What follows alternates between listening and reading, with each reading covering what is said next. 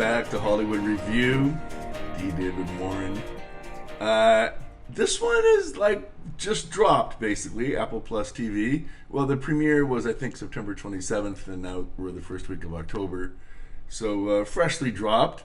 A buddy picture, that's the genre. George Clooney and Brad Pitt making a wonderful turn in TV drama or big screen drama called WOLFS. And I say it's a buddy picture genre because these are two lone wolves that are used to working by themselves. And through circumstance, we handcuffed them together like any buddy picture. You can think of Schwarzenegger and Danny DeVito and Twins. You know, any kind of buddy picture where two opposites are meant to solve it together. It's called being handcuffed. Charles Grodin and De Niro was another one. But anyway, these two heavyweight guys, you know, it's kind of like watching Pacino and De Niro doing Heat, the Michael Mann movie from 1995 with Val Kilmer and a host of other big names. So we finally get Clooney against Brad Pitt in this madcap caper around New York City. It all takes place in one night exterior. And let me see if it's got any ratings so far. I'm just curious. Okay, wow. Only 22,000 ratings, but they're giving it a 6.5 so far. I was going to be kinder than that because these guys are two legends at the top of their game. Maybe they should have fewer excuses for not having it be a 10. But I give them kind of a free pass. These guys are both so charming and so fun to watch. And it's just a fun romp. I mean, you can rip it apart. You know, I'll throw a couple of nitpicks, but overall, like the overall experience, you know, I give it like probably a 7.5 minimum, maybe an 8. It's just a fun romp. I mean, it is what it is. I don't think they're trying to be Shakespeare or anything else. You know, when you've got like a spoiler alert, you got like a 20-minute felt like chasing some kid around in his BVD underwears with a stripe around his bun huggers and a white pair of socks through downtown New York. You know, the optics are like, okay, this is kind of slapstick. Like they're definitely going for a sight gag here. And that's kind of my only beef about these kind of genres. Sort of like in the old Schwarzenegger days, Hasta La Vista Baby and I'll Be Back. Like, are we supposed to feel scared? Are these guns for real? Are people getting killed? Like they just kind of got a free pass on the buffoonery. And you know what? If that's what it is, like that's what it is. You're not gonna get it any different. But I guess it does bother me, you know, when people are so lax with guns and F-bombs. So much gratuitous profanity from my two heroes. I was a little disappointed in that because you don't need to drop an F-bomb to be a tough guy. But apparently the John Watts, who was the writer-director, you know, he couldn't help himself. But yeah, both these guys, they do a great job.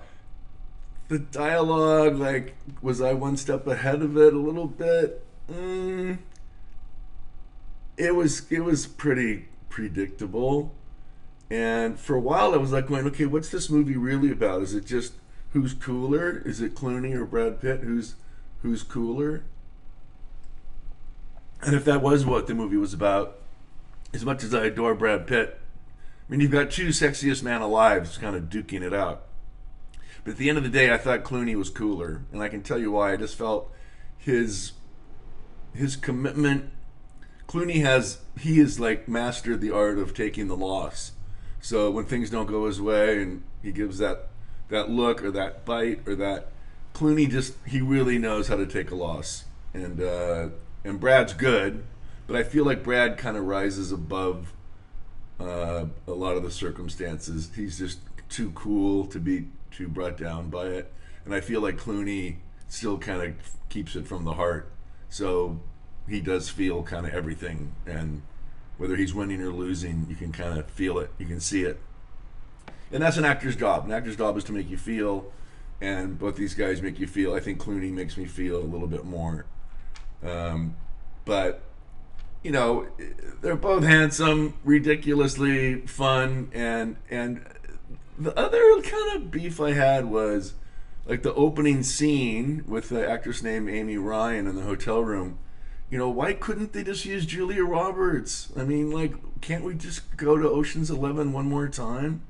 Like, I wanted more recognizable cast members. If we're gonna bring these two together, then let's bring everybody out of the box. So, like, Julia Roberts could have been that lady in the hotel room, and then they go to this woman, an actress played by, well, the character's name is June, and wasn't quite sure her connection into the drug underworld, but an actress played by Porna Janagathan. I think she's Indian, perhaps. I kind of wanted Natalie Portman to be in that recognizable role. And then the kid is Austin Abrams, who I've never heard of. What if Shia LaBeouf was to play the kid? Like, just let everybody be super recognizable. So it's almost like everybody's bringing in a cameo or a full-on performance, but just let it be, that kind of tongue-in-cheek all the way through. And I have to say, the reason this is a 6.5, it's not Ocean's 11. And I think Ocean's 11, where these guys really cut their teeth and became so famous and good together. Soderheim, this is Steven Soderheim, Ocean's 11 and Ocean's 12 and the whole Ocean's chain. It's kind of a cut above, Julia Roberts and Andy Garcia and lots of big names. I just felt the budget was a little cheap on this. I felt they went cheapo on the budget because they should have had big names in all of these lead roles. There was like 1, 2, 3, 4, 5, maybe six standout roles in this, including Clooney and Pitt. And I felt the other four, they kind of lowballed it, and it could have been so much fun if they would have highballed it and gotten a real name, a real recognizable face, name, actor that we all love, just to add to kind of the madcap mayhem of it all. But it is what it is. It's a romp, and these guys are fun to watch. And aside from like a lot of profanity, which bothers me the older I get, it's fun. Kind of dim lighting. It's nighttime exterior, so a lot of times you're kind of like, what's going on? I can't see 100%. But yeah, I just thought like the kid could have been better cast with a real famous kid. And yeah, Shia LaBeouf may be too old, but there's other recognizable kids out there where you just would have gone, oh, that guy. Even like a James McAvoy, but he's too old to play that kid. But he might have gotten away with it because James is pretty clever like that. And then yeah, Julia Roberts playing the Amy Ryan role, like for sure. I thought Frances McDormand was in here somewhere, but I'm looking at the credits. I can't see her, but I thought I saw her name in the billing on the TV. So I don't know. I don't know what happened with that. So DDM scale, Hollywood Review scale for Wolves. To keep some street credibility, I'll give it a 7.5. IMDb 6.5. I don't know what people are expecting, but like I said, it's not Shakespeare. It's not Heat by Michael Mann. This is sort of a good time feeling. Couple of charming movie stars being glib and cool.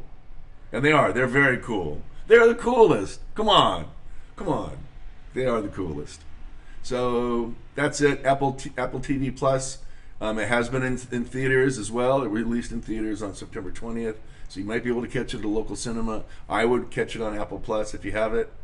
If you don't have it, there's a lot of great shows on Apple TV Plus. Okay, so that's it. Wolves. A couple of lone wolves playing wolves. Kind of a Thelma and Louise ending. You'll see when if you make it to the end, which was also kind of a nice twist, if not an homage. It's fun. These guys are cool. I think you'll enjoy it. Okay. See you next time.